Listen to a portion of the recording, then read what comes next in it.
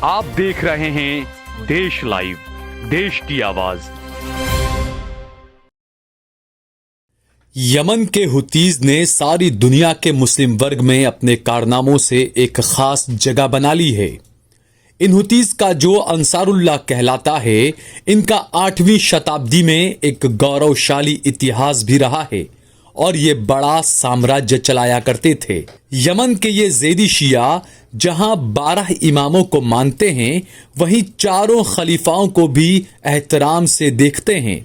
ये Iran, Iraq, Lebanon, Syria के traveller शिया मत अशना अशरी से थोड़े से भिन्न हैं। इसे अगर शॉर्ट या आसान भाषा में समझें तो ये थोड़े सुन्नी टाइप के शिया हैं।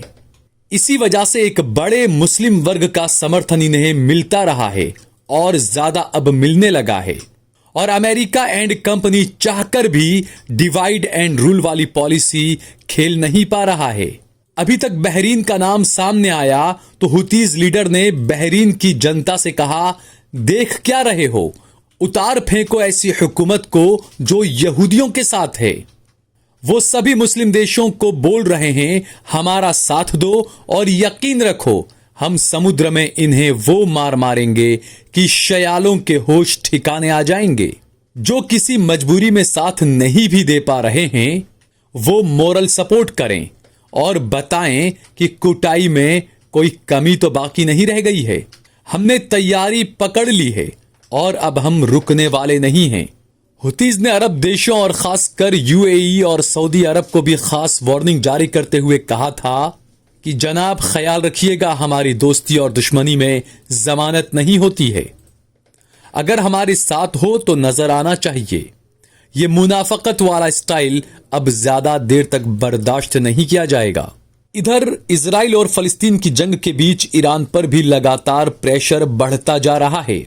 इजराइल का यरूशलेम पोस्ट अमेरिका और बाइडेन के लिए लिख रहा है कि हिजबुल्लाह और हुतीज में क्यों लगे पड़े हो, सीधा ईरान पर बम क्यों नहीं मार देते हो, वरना उसने हमें छोड़ना नहीं है। उसे दिवालिया कर कर एटम बम मार सकते हो तो मार दो।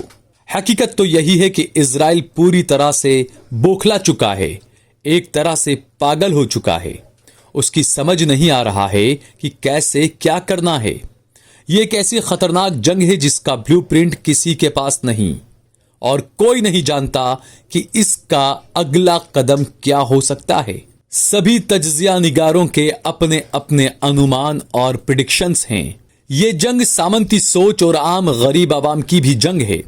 दुनिया को जो एलिट वर्ग चलाता है, उसके और आम आदमी के बीच भी इसमें एक फ्रैक्शन दिखता है।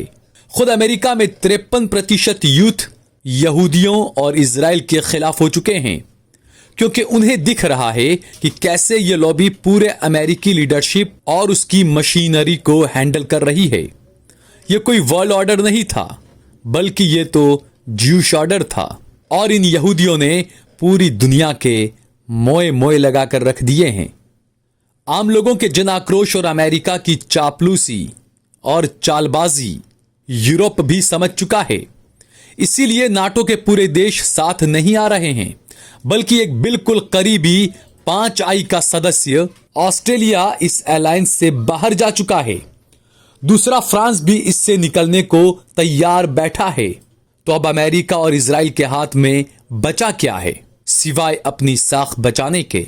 अब अगर गल्फ कंट्रीज में जो भी अमेरिका एंड कंपनी के साथ जाएगा तो हुतीज ने कह दिया है कि उसका किबला हम दुरुस्त कर देंगे और अमेरिका इजराइल का सॉफ्टवेयर हार्डवेयर दोनों सुधार देंगे। इजिप्ट जैसा देश अमेरिका से हट चुका है, इसमें अल सीसी की तारीफ करना होगा। वो अभी दोबारा चुनाव इसीलिए जीत कर आए हैं। इसीलिए एक मजबूत अलायंस तैयार नहीं हो पा रहा है। बिना अरब के सब सूना सूना है। बैकडोर डिप्लोमेसी से रास्ते और समाधान लगातार खोजे जा रहे हैं। ईरान पर भी सब तरफ से प्रेशर बनाया जा रहा है कि तुम इन्हें थोड़ा कंट्रोल करो, जबकि ईरान कह रहा है कि तुम्हारी यह गलतफहमी कब दूर होगी कि हुतीज पर हमारा कोई नियंत्रण नहीं है। जितना तुम समझ रहे हो उतना तो बिल्कुल भी नहीं है। ये अच्छे खासे जंगजू टाइप के लोग हैं। अगर हमारे कहने से शुरू हो गए तो जरूरी नहीं कि हमारे कहने से रुक भी जाएंगे। इसीलिए जब अमेरिका ने हुतीज को पैसों का ऑफर दिया तो हुतीज ने अमेरिका के पैसों के ऑफर को ठुकरा दिया। ये पूरा मुल्क चला रहे हैं, इनकी अपनी सरकार है, अपनी करेंसी है, अपनी राजधानी सना है, पूरी आर्मी है, एयरफोर्स है, नेवी है और उनका एक फ्री हैंड प्रवक्ता भी है जो हर रोज शाम को प्रेस कॉन्फ्रेंस करके यहूदियों को और सहयूनियों को खूब गरियाता भी है। जंग भले ही इजराइल फलस्तीन के बीच चल रही हो, लेकिन सबसे जबरदस्त वजीर अगर बनकर कोई खड़ा हुआ है तो वो हैं यमन के हुतीज। ब्यूरो रिपोर्ट, देश लाइव।